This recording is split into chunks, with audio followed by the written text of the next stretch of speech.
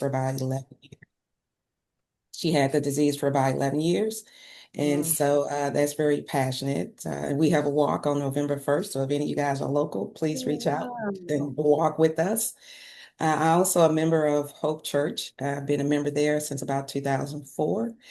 And, this is what I like to do. This is my passion. Yeah.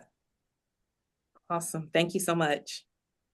Hi, everybody. My name is Evan Collins. I am the senior pastor at Eastern Star Missionary Baptist Church. I've been pastoring there for about 12 years.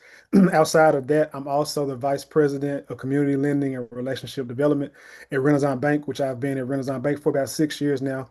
Prior to that, I was at an institution called Hope Financial Credit Union for about 8 years. So I've been in banking altogether for about 15 to 16 years.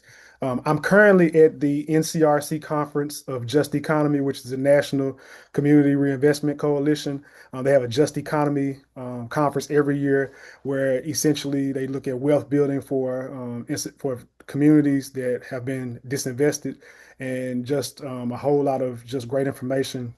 I was telling Reverend Guns earlier that I just left a session with a community member in Chicago that was essentially partnering with the National Baptist Convention Home Mission to do some work in Chicago with commercial properties that are strip centers. So my much of my life's work is having both hands in these efforts, and financial literacy is dear to my heart. It is also something that I believe is empowering for all of our communities, but especially through the faith community, to be able to teach and guide those to properly steward their resources. So glad to be here and thankful for this opportunity. Awesome. Thank you both so much. So here's a question for us to wrestle with. What does it mean to be financially literate in everyday life? What would you all say financial literacy looks like? Well, I do financial literacy in schools. I mainly talk to middle schools and teenagers in high school. But financial literacy is basically just the ability to understand and manage your finances. People think it's a really big thing, but you just got to understand the flow of money and how to manage it. And, that could include budgeting, and people don't like budgeting, but you got to budget starting off. Savings, you got to have some savings, debt, uh, investing. We talk about taxes because you don't pay taxes, you can go to jail. Insurance protection, planning for retirement, all of that deals with financial literacy, just the ability to talk to somebody about it and understand it, at least briefly, is the gist of it. Yeah. Did you want to say anything before I could keep on talking? But I would agree. I mean, I agree with you completely. I mean, everything I've been nodding in total agreement with everything that you're saying. I think that financial literacy becomes this really big term for people because of the terminology. However, everyone has to have a certain level of understanding how they handle their finances. So that is the basis of financial literacy, knowing what money is, how money works, how it moves, and how you can make it move for you. But also being that B word that you use that people don't like, budgeting, is essential. yeah, From a small scale, from a personal scale, as you climb up the run to you know community-based budgeting for community organizations, for churches, especially. Don't have a budget at a church, then they can run into some issues. So certainly I agree. So that's why I was just nodding. right. Awesome. And Now, oh, I'm sorry. Go ahead. no, and I was just saying, a lot of financial literacy isn't taught in schools. And so you have to figure out where you're learning this from because it's just not taught. And that's why a lot of people don't like that word. And I've heard people even say they don't understand how money works. And that used to confuse me at first. I was like, how do you not understand how money works? But it is a question that people will say because they just don't know how to use money as a tool. And Right. so I just kind of wanted to add that. Oh, that sounds amazing. I do want to ask you, at what point do you think that we should start learning or introducing financial literacy? I would say elementary school. I mean, we have a financial literacy coloring book at the bank that we've put into production and also have been utilizing. And it's just basic with the needs versus wants assessment for kids. It's Oh, engaging. It helps them to understand how to start thinking about money. Again, what mhm. the use of money is, that it's a tool. A lot of people don't understand the value of money. Now, the value of money is only what it can get that you need in that moment. So it's a tool. It's not something from a different scale to just be, sold out to because money loses value. It costs 3.69 cents to make a penny. So we're no longer making pennies anymore. So it's just Whoa. understanding just basic concepts Right. of what money is used for and how you use it, and then budgeting from there. We go through budgeting sessions with small children, and you will be surprised how many small children grasp the concept and end up teaching their parents and relatives about financial literacy just from them grasping it at such a basic level. So I say elementary school. Right, right. Love that. Yeah, I love that too. Because like I said, when we go, we start in middle school. For whatever Mhm. reason, the teachers want me to talk to the middle school people. But as parents, I agree that it should start early. Even like giving the kids, a lot of times we give kids a budget. We buy our kids clothes. We have to do all those things for our children when they're young. But suppose we gave the kids the money and took them to the store and Mm. say, hey, this is how much money you have to spend on your clothes, or to you want to go to McDonald's, this is how much money you have to spend at McDonald's. And then those real life experiences are a whole lot better sometimes when you can see that, when the kids can see how the money is disappearing and going to something else. I think that's good too. And I'll just add this, my kids still hate me to this day because when we would go shopping when they were young and something was on sale, we wouldn't buy it full price. So tell me, if this is 30% off, how much does it cost? Oh, mom, well, I gotta know that. Because how are you going to save money if you don't understand percentages? Yes. You got to think about a simple way to do it in your head, or write it down, reverse that math, or whatever it takes. But if you can teach a child real life situations and even with real money, that'll help them develop quicker as well. Mhm. Yeah, they need both of those together. Yeah. I love how you all are talking about how our everyday situations are forming our understanding of how money works. And I recall, and I've had this conversation with my own parents, that when I would be in the back seat, because I couldn't drive at the time, I'm a child, and I would see those golden arches, and I would say, look, it's McDonald's. Can Yeah. we have McDonald's? And I would hear from the front seat, do you have McDonald's money? McDonald's money. That's it. Yeah. And I was offended. We all heard that. My money is your money. Your money is my money. What do you Yeah. mean? If you got money, we got Right, money from McDonald's. And right. so I was looking at some research, and what they were saying is that when we respond to our young people that way, we are teaching them scarcity. We are teaching them Mhm, that they cannot receive because they do not have. And mhm. in the millennial generation, we are living that out, that we are saying, I have the money now. So I'm going to do what I need to do now. I'm going to take the trips. Millennials statistically don't have a lot of retirement because they're spending their money on what they can purchase Yeah, now. Coachella is going on now. Guess who was looking and seeing, I want to go. I want the Yeah. experience, but I have some other priorities in place. But it yeah. is this thought, this idea that as we are forming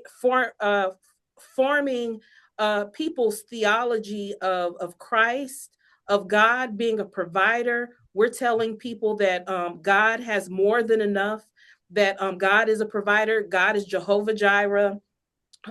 God has cattle on 1,000 hills, but then on the Mhm. other hand, I can't have McDonald's because I don't have, but I have Right. a Yeah. father who does. So then, Mhm.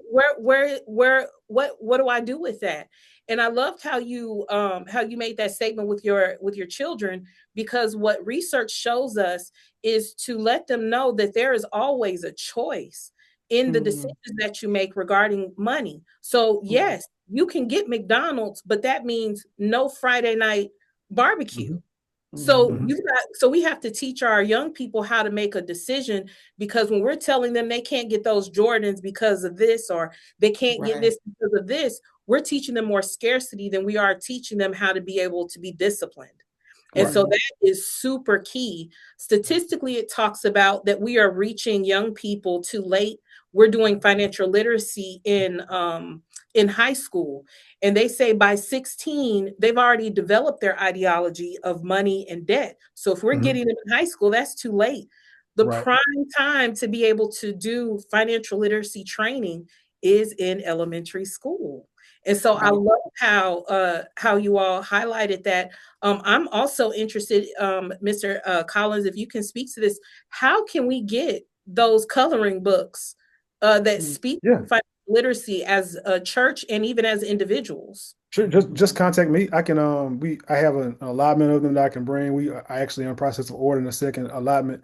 But I have a number of them. So if anybody would like to get any of those, just contact me. I'd be glad to bring them to you and to make sure that we can get them out to you. I would like to add as well that I do believe a lot of the reason why we operate from this scarcity mindset and we have this as a community, faith-based community, this difficulty with finances is by and large because many times the church has become afraid to talk about or teach about finances for two reasons. Number one, because they may not know. Number two, Mhm. because there's a stigma about churches and money. But when we look Mm, at it from a biblical standpoint, the Bible speaks of, over 800 times about money and possessions. And, Jesus teaches about finances and possessions. So we do ourselves a disservice and we do the community of faith a disservice by not talking about money when the Bible so often speaks of it. mhm. So I think that those are two reasons why we don't see, by and large, the church making up for what the culture has not done historically when previously it has because of this stigma that's behind churches and money. mhm. I Now think let's that's a good mhm. idea that churches should start having those classes and seminars. And I have seen some churches doing financial seminars, but I wish more of them would do that. Yeah. Now let's say leadership does feel a bit uncomfortable about being able to preach or teach about financial literacy. In what ways can we partner as churches, leaders with women financial empowerment and other banks to be able to help fill in the gaps? I would say if there's what we do at our church, we do. Everybody knows April is Financial Literacy Month, so Mhm. we carve that out. We do preaching series and teaching series. But if leadership is not comfortable with that, just invite a partner in to do a seminar. That's Have it specified for home ownership, for banking, for investing, for whatever it may be. And I would even also say because there's this phrase in community development: don't make decisions about me without me. So ask your congregation what they would like to learn about, what they would like to know about, what they need some assistance in. It can be, a blind poll or something like that, so people don't feel intimidated, and then partner with organizations that will gladly come out and make these presentations to aid in your ministry. Yeah, and I just totally agree with that. And like I said, my plan in life has not been my plan, it's been God's plan. So when I became independent, I volunteered for the Memphis Theological Seminary School for about 4 years with their financial leadership ministry class. And during that time, one of the students introduced me to her pastor. And so from then on, that was my first, and I'll just say paid speaking engagement. And I was like, wow, I got paid to speak, and I had never done it before. And so you're right. So because of that, it's been that triple effect. And now different churches and organizations, when they have their conferences, I'll get the pleasure and the opportunity to come and speak about financial literacy and I enjoy it. But like I said, it was never in my plan, but now I really enjoy it. I think churches should partner with someone to come out and talk about that because, some of the pastors don't want to talk about tithing. Some of the members don't want to hear them talk about tithing. But when we come in and do our financial literacy, that's all a part of it. so bring a third party in and let them talk about it. Yes. That's fantastic. I am interested in you all's take on how often that should be done, like teaching on financial literacy in the church. I know you mentioned April being the month of financial literacy, and that's a dedicated time for you to be able to take out time to be able to do that. How often do you think that these conversations about financial literacy need to be a focus? Honestly, quite honestly, I think it's once a month. I mean, and I know that Ooh. sounds frequent, but we're looking at a situation where our communities are behind in a certain Mhm. aspect, and there's a consistency of people coming in wanting and needing to know more knowledge. Because as the economic landscape changes, then our communities need to be updated on these changes. So monthly is a touch point. It doesn't have to be something extreme, but just as a touch point monthly, I think it's impactful, especially as we're developing younger generations that are coming after us to see it and understand how it involves and corresponds with faith, and it's a part of your faith. I think that monthly is a good way in which to do it. That could be embedded in sermon content, it could be Bible study, it could be having somebody to come in and do a seminar. It could be a myriad things, but I think that it needs to be monthly, just personally. But hey, I do both of these every day, so maybe I'm just one that's very aspirational. Well, I agree with that. The church that I attend, they have a class at the beginning of the year, and it's just like a weekly class, and then it's over, and it doesn't happen again until next year. But Mhm. I agree with having periodic seminars like that. And because of that, that's what I've decided to do. We're going to do bi-weekly seminars, and they're going to be free. And it's just because people are like, you should charge, but I don't want to charge. It's just basically going to be educational where anybody can jump on and ask questions that they're afraid to ask. Because some people don't want to be, they don't want anybody to see them. They want to be anonymous. And so I Mhm. had to find a platform where you couldn't see the people's names because I don't want anybody to feel shame for asking a question. And that's why a lot of times people mess up with money because if something happens that you think, oh, people are going to think I don't know what I'm doing, or people are going to talk about me because I don't have this money or I don't understand this and I should know this because I'm at this age. But the time to get started is just like now. It's just right now. And you want to be able to talk to someone and feel comfortable about it. And I was going to do it every week, but I was thinking, I don't know if I could do every week. And then I've been talking, and so they would say maybe every 2 weeks. And so that's the goal, just to get it out there so people can ask. Because I can't keep waiting on the churches to invite me, right? I just got to do something and I have to go the way that God is leading me to go. And I can't keep putting it off because then God's going to say I'm not a faithful student, right? If I don't do what I'm supposed to do. And so that's what I think I'm supposed to do. And so I agree with you. Yeah. Wow. I love that. That's awesome. I do have a question about partnerships and relationships with congregations and financial advisors and churches. Sometimes when we engage in relationships with those entities, it's like one stop and that's it. Mhm.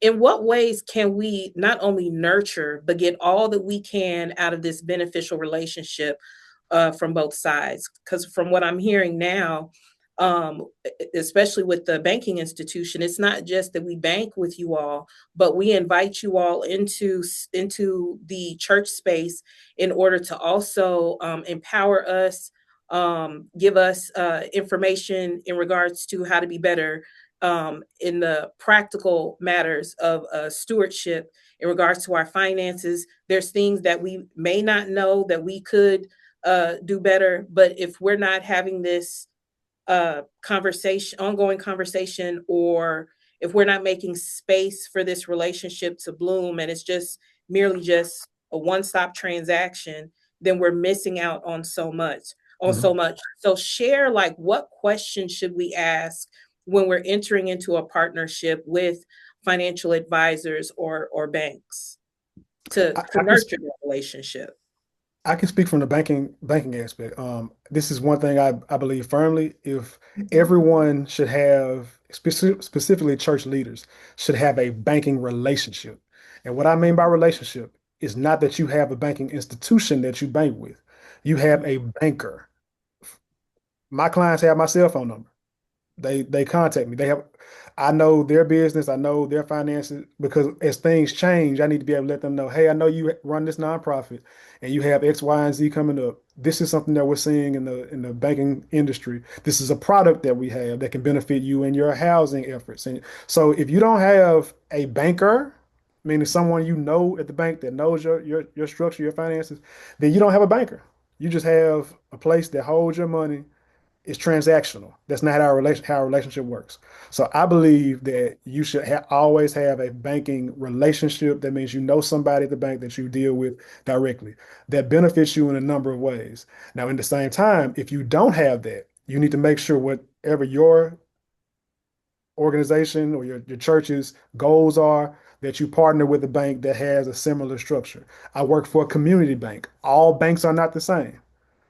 Some banks are community focused, some banks are high wealth focused, some banks are commercial real estate focused. Make sure that your bank is working to the end that it benefits you.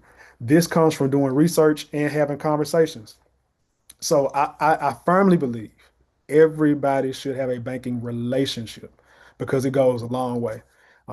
So that's where I'll start and kind of hang my hat and I turn it over. Um, but I agree with that.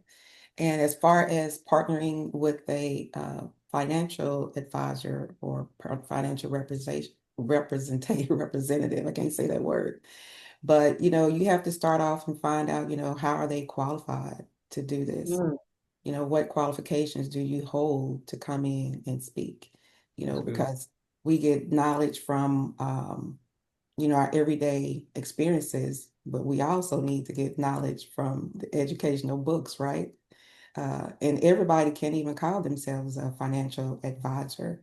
You have to have certain qualifications to do that. So find out exactly what the person is. The next thing you want to talk about, you want to find out, like I would always think about if I was your family, would you, well, that may not even be a good question either because some people don't like their family, right? But would you treat me the way that you would treat, let's say, your mom or somebody like that?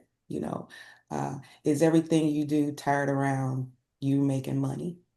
Do you offer free consultations to people? You know, and you can find out when you talk to advisors how they talk to you. The first thing they're asking you is like, how much money do you have? And our goal is, we have to make money to make a living, but we're not going to jeopardize somebody else's well-being to make money.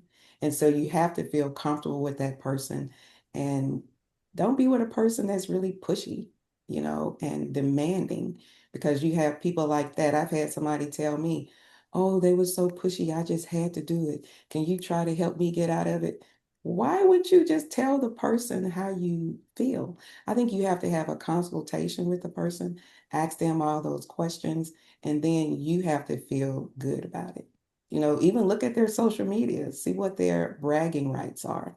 You know, mm, find out how they feel about things because you can look at some people and say they're all about the money, and it's not all about the money. It's like, are you going to help me plan? Are you going to help me strategize? Or are you just want to get me for the money and not even help me along the way? And even on the insurance side of it, you have to find out if are you a broker or are you an agent? Because if you mm, are agent, then most of the times you represent one insurance company. So you're going to try to put everybody into that peg hole to fit that Hmm. insurance company.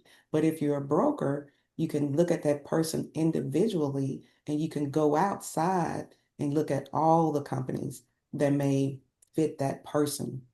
So it's a lot of things like that that you would ask somebody, um, before working with them or before partnering with them. this is rich. This is very, very rich. I You all may not be able to see, but I do have my assistant here with me who refuses to be on screen, but he is also a pastor. And so I had to put myself on mute, and I'm like, do you have the cell phone number to your banking person? Because I do not.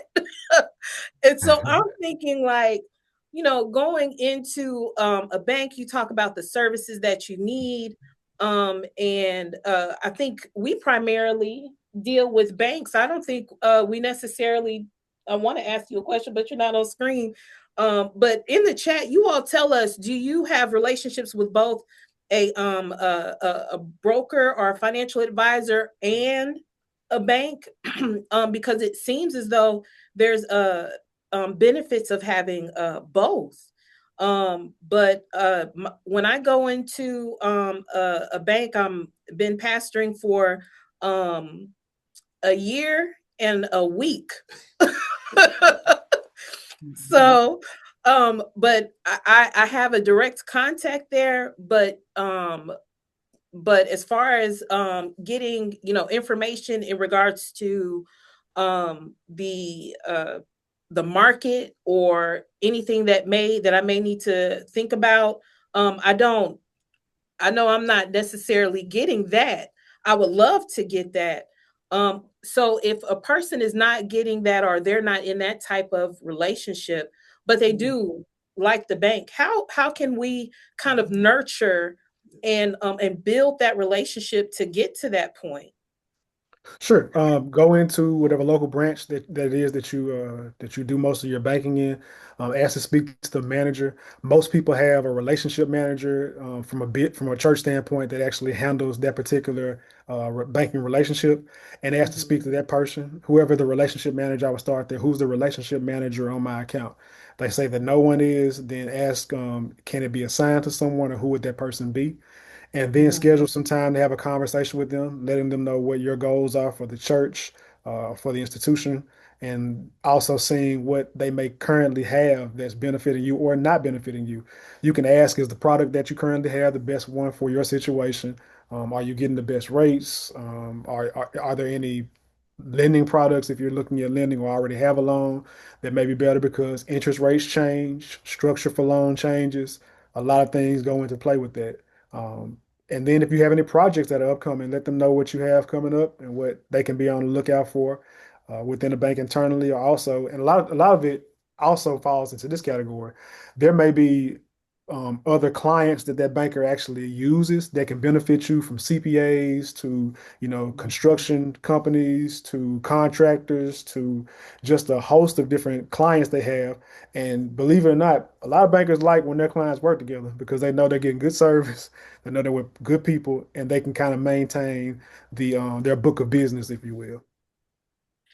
Can you all put in the chat whether or not you knew that you could do that? Because I did not know that I could even ask or share, hey, this is some things that we have going on. Do you have any connections, anybody that we could speak to be able to kind of connect and build on that?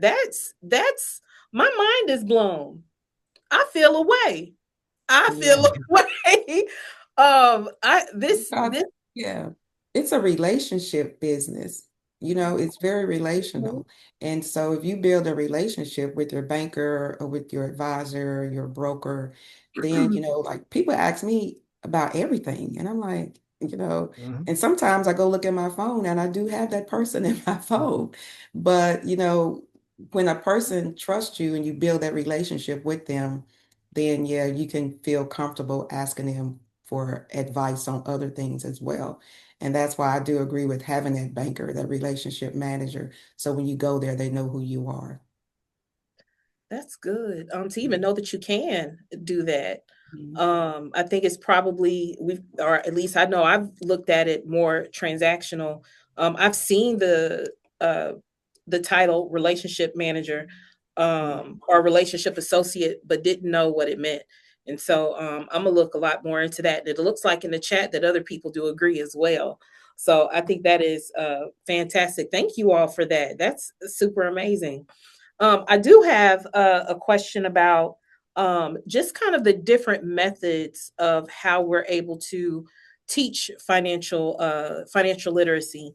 I know that I'm a part of the AME denomination, and it's a requirement that at least we share like a sermonette or a mini lesson on offerings and tithes when we get up and we share about giving, and then also to do something quarterly. And so that's a part of the denomination's requirement.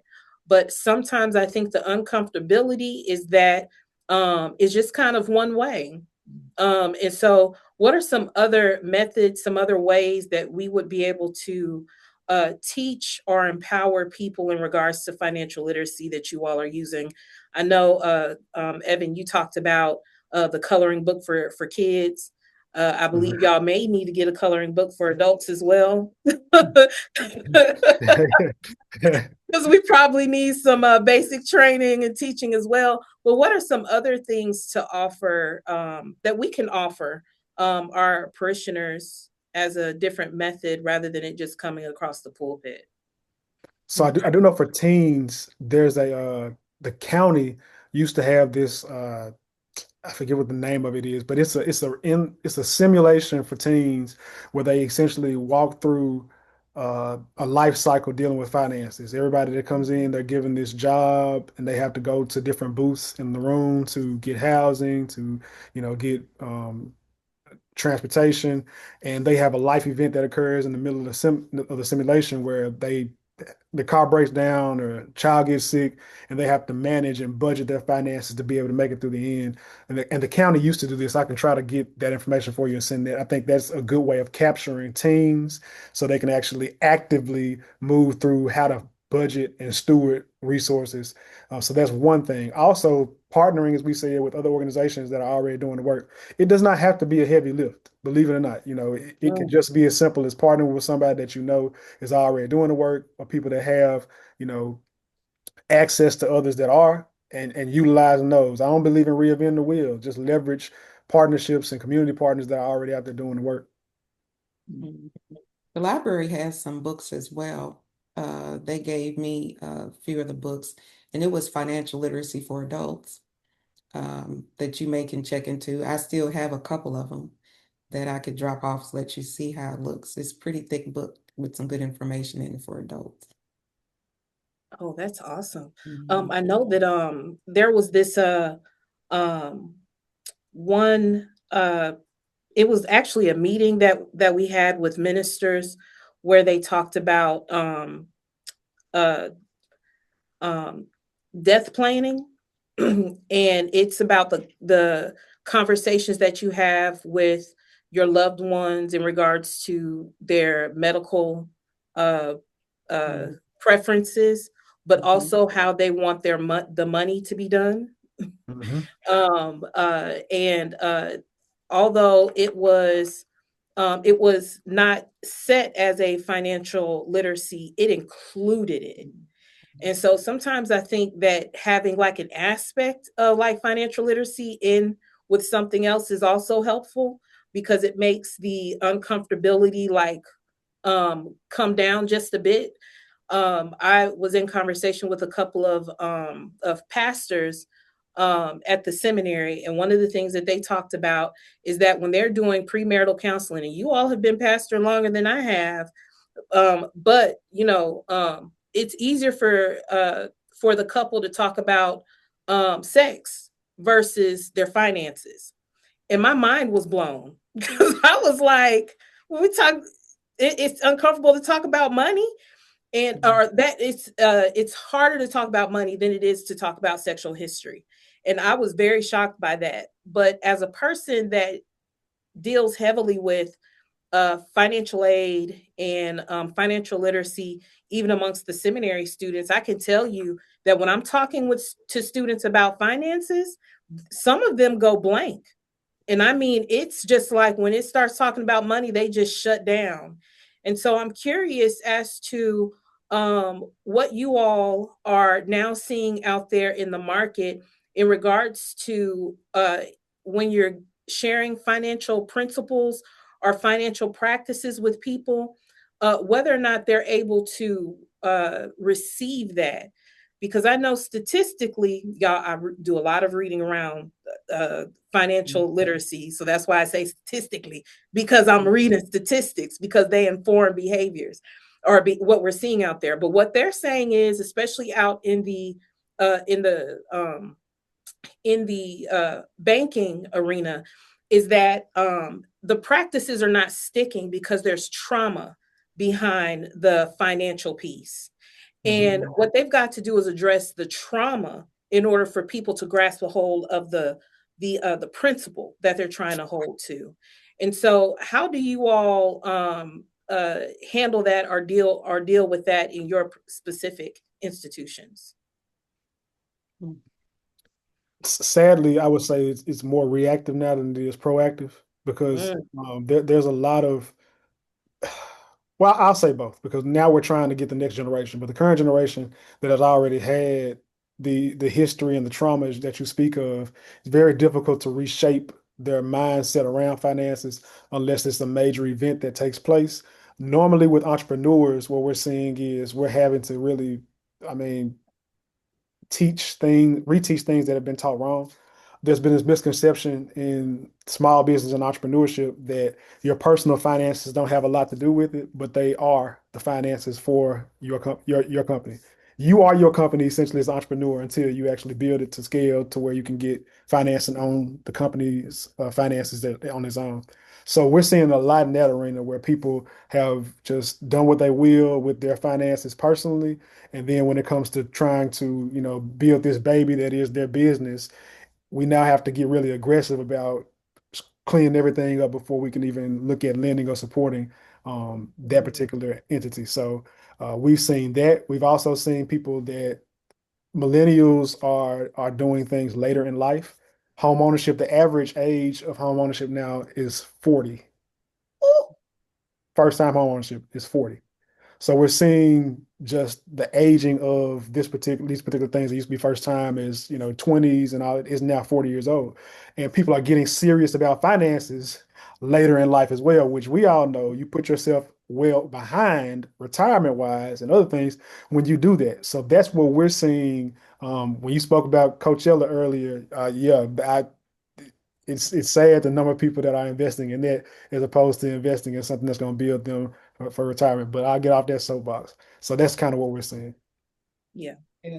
Well, when you were talking, Reverend Gunn, you started at a lot of different things. And so my mind went there and then you start talking there. But I remember the first thing you were saying is people not thinking about or planning for their death and not wanting to talk about it. And so the first thing that came to mind is even on the health side, you can go online and get this form. It's called Five Wishes. So Five Wishes allows people to write down how they actually want to happen if they get in a medical situation, because you don't want your family arguing, saying, mom wanted this or no, mom wanted that. So write it down and make it plain. Do the five wishes, and it'll make you think about how you're going to plan, who's going to be there for you. And so a lot of people don't want to talk about that, but I always tell people none of us are getting out alive. Nobody's getting out of here alive, right? So we plan for vacation, we plan for everything. So now we have to plan for that. And what I found out when I started in this business as an entrepreneur, a lot of people will say, nobody ever gave me nothing. I ain't giving nobody nothing. And when I tell you, I used to break my heart when I heard people say that. And so we have to do a better job of educating people so they won't think that way. Because a lot of people thinking about, well, they gonna pay for it for me or they gonna do that for me. And like I said, some of these things I've had to do that, for some family members. I've had to, help pay this or pay that when they passed away. But y'all, we got to just stop doing that. And so Mhm. when I talk to people and I asked them, why do you want life insurance? I don't just give them life insurance where they say, give me a reason why. Because a person has to know the reason behind why they're getting something in order to get it. And that's some things that a lot of people don't explain, and that's why people don't want to talk about it. But if you just be open with it and communicate with people, you'll get more individuals planning and doing the right thing than less people doing it. And so that's what I've seen is just talking to people and getting them to understand the whys behind it, not just because everybody says I need it, but why you need it, why you want it, and then they'll get it. Yeah, I, they'll I, plan. I got to touch on something that she said that really just poked me. A lot of people say exactly, I've heard exactly what she said. Didn't nobody give me nothing. I ain't gonna give nobody nothing. The Bible speaks of leaving an inheritance. Like Yeah. if we take this back to faith-based principles, which I know is what we're doing, we Mhm. have to really get comfortable. This is why the church got to start teaching this stuff. We got to get comfortable with what we believe, so then we can actually apply that in a practical way to how we live. And then we won't be hearing stuff like that. But that always bothers me that people make no preparations and then because then nobody give them nothing, so they ain't leaving nobody nothing.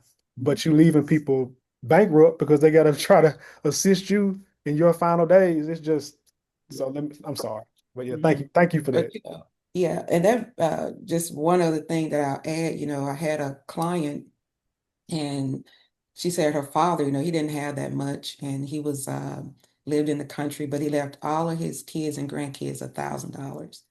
And she was like, wow, if my dad did this, surely I can do this. And Mhm. so we talked about how she could do it. And so she is very happy that she's able to leave her children $5,000 each. Okay. So, that's generational growth already. Mhm. Her father left them 1,000. Now she's leaving all her kids 5,000, and she did not even realize that she could do that. But just talking to someone about it and then getting your goals accomplished, what do you want? Finding that out. And some people, it just blows my mind when that happens. And that's what I like about it. It's a good thing for people. Yeah. It's They awesome. get what they want. I like the strategy that you presented about asking the why. Hmm. And maybe that's something that we haven't done is to ask our congregations why.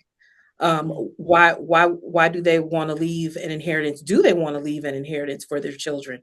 And how they can really start doing that now. For somebody that is viewing this podcast episode and they're like, man, I feel like I'm in my 40s. I don't went to Coachella. I don't went to Essence Festival. And I want to get myself in a position to where I am in alignment with being able to leave an inheritance, as well as we're seeing parishioners that are not only leaving an inheritance to their family, but also a piece to the church as well. Mhm. Mhm. How can we, or what can we do to start now? What would be some of the steps to start for our own personal journey? Hmm. I- You can go ahead. Well, I would say, you have to start where you are, Mhm. and so you have to, people always say you pay yourself first. And so you have to figure out how can you budget to get what you want.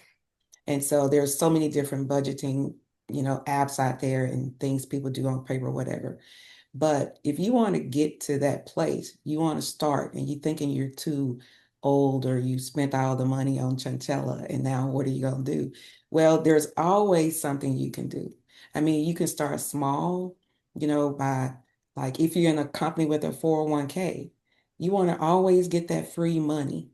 Okay. If they're matching, put up to the match so you can get the free money because that's about the only place you're going to get free money, right? And pensions are going away. So try to at least get the free money from the 401k. Then start, putting money in a Roth. And let me back up. Before you even do the Roth, you got to just put some money aside for that emergency fund. And everybody talk about emergency fund. Um, how much should you save? And that's a personal thing, really. Some people say $1,000 or 3 months of your expenses. It's based on you. But then just start early, do those things, put a little bit of money away, and before you know it, it's grown. Some people think that they don't have enough or they don't make enough money to do this or do that. But whatever amount of money you have, it's enough. You just have to start small and then go from there. And then I just forgot the other part of your question. So go ahead, Reverend Collins, because I forgot part of the question. But my answer was actually going to be really really simple, and the reasons that you stated were why. I was going to say if you're going to start somewhere, you definitely want to start with not a banker, but you want to start with a financial planner, financial advisor, to go ahead and tell them what your goals are, tell them where you are, why you're planning on this, why you started so late. Just bear it all so they can actually assist you in developing a plan, even within your budget. So that is what I would say, because that's the proper place to start. Because if you don't know what you have, then you won't have anything. My Right. good friend, who's also a graduate of MTS, Dr. Darrell Harrington, always says you got to give each dollar a destination. So if you don't know where your Mm. money is going, then you don't know what you have. So Mhm. definitely start with a financial planner, financial advisor, and this is for anybody. I the from starting to great wealth, I think it's always best practice to have a financial planner and advisor. I know financial planners and advisors that also have someone else doing this for them, because it takes more than just one set of eyes to really get a true depiction of what's going on. So everyone should have someone that's assisting them with that. And I would say to start with a financial planner or advisor. Mhm. And just don't think you don't have enough money. Just start with where you are. Yep. We've had people come to us that want a certain plan, but they really don't have enough money to get that plan. And we're not going to try to put you in that plan because, these retirement plans are long-term products. You don't want to start a retirement plan and knowing you don't have a savings account. You don't have an emergency fund. And so we just don't do it. We'll just say, hey, once you get to this point, then you can move some money over there, but let's start you out at this smaller level first before you can go into that other plan. And people will appreciate that because, like I said, you don't want to shame people or have them thinking they don't have enough money to get started. And you are right, because that's what we always say. If you don't tell your money where to go, you ain't gonna know where it went. Because you're gonna think you got all this money sitting in the bank and then you don't spend it.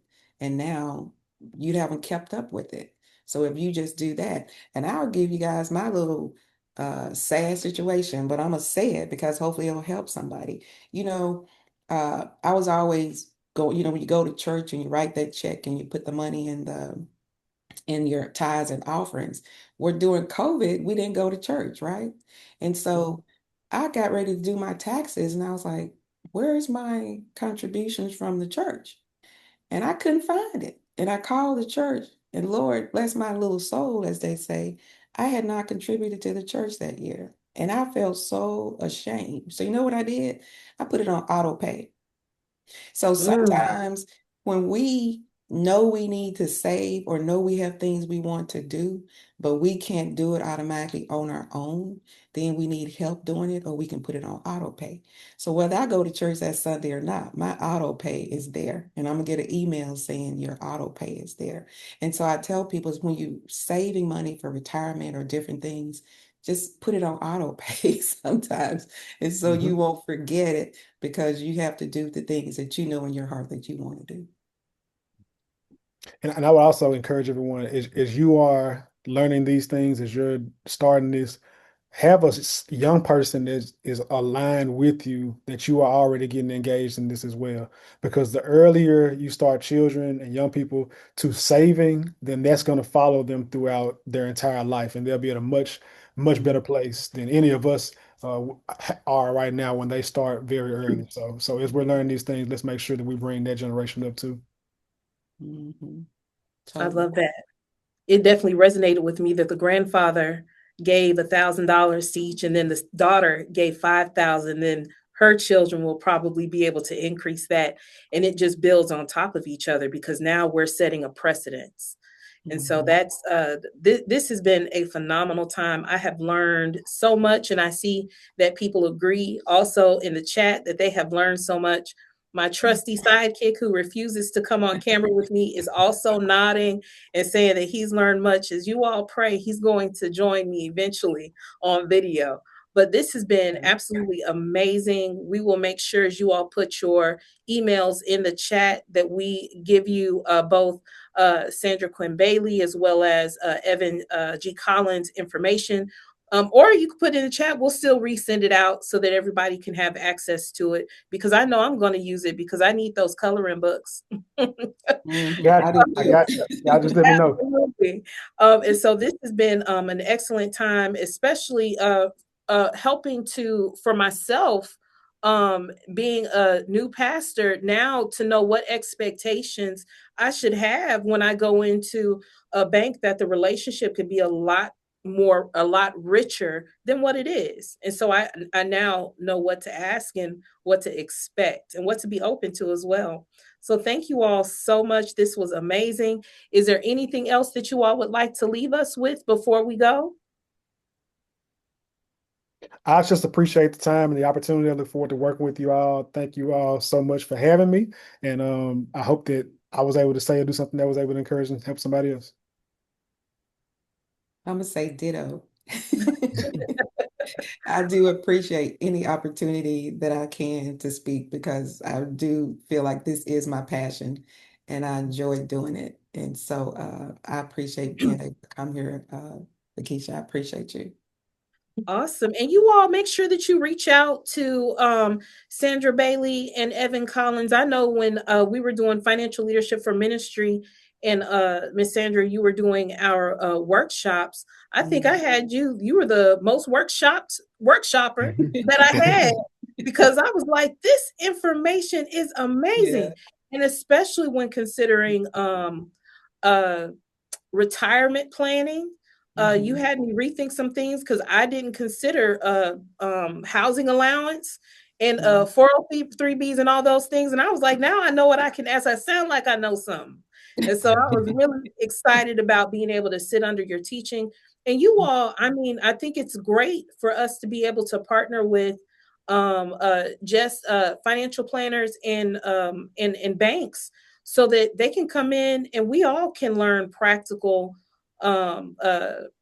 tools in order to be better stewards, because that is what God is asking of us to do and to be, is to be better stewards, and to also to share what he's given us. I've heard for some folks that one of the things that hold them back in ministry is their finances. And as clergy, that's one of the top stressors for most clergy is finances. So because of this, what we've shared, you don't have to do it alone. This doesn't have to be walked out by yourself. You do have resources and knowledgeable experts that you can connect with. Ms. Bailey, you looked like you wanted to say I was something. just going to say, like you talked about the being in debt because of the student loans and things like that. And there are so many different ways to try to get out of debt in a simple way. And I know Reverend Collins can speak on that more, but we don't help with a lot of debt, but we show people what they can do. Because there's so many, there's the avalanche approach, there's a snowball approach. There's just so many different ways that you can get out of debt depending on your personality. Do you want to just get rid of some debt? Do you want to pay down the highest interest rate debt first? So just speak with someone if you don't understand the way it works, so you can eventually be debt free, because that's what you want to be, debt free. I just want to add that. That's all. I agree. I put in a book in the chat that is helpful, that we actually teach at our church, from Mary Hunt, that talks about exactly what Ms. Bailey said, the avalanche method, the snowball method. So this is just a good resource that came to mind when she was speaking. All right, thank you. Take a picture of that. I'm like, let me go to Amazon so I can get this book. Take a picture, because I like getting books and sharing them with my clients, so they can read about that and help get themselves out of debt. Because like I said, a lot of times you're not going to really save for retirement and plan if you think you don't have the money to do it. And so we like to educate people on how they can get out. Yeah. That's awesome. You all, thank you so very much. I hope you all that are watching will reach out, share, bring them to your church, and make sure that that we're getting the information that we need in order to be better stewards, faithful stewards over what God has given us. So thank you, Sandra Bailey. Thank you, Evan Collins. Again, we are so grateful to have you all on here. You all have a great rest of the day, and we'll make sure that we get these emails out to you with their information so you can contact them and get the coloring books and to set up a session with Miss Bailey so that you can map out your plan and share with her your why. So you all take care. Thank you. Thank you. Bye, y'all. Thank Thanks you. for getting Yeah, have a good on. one. Thanks. Bye. Bye-bye. Bye.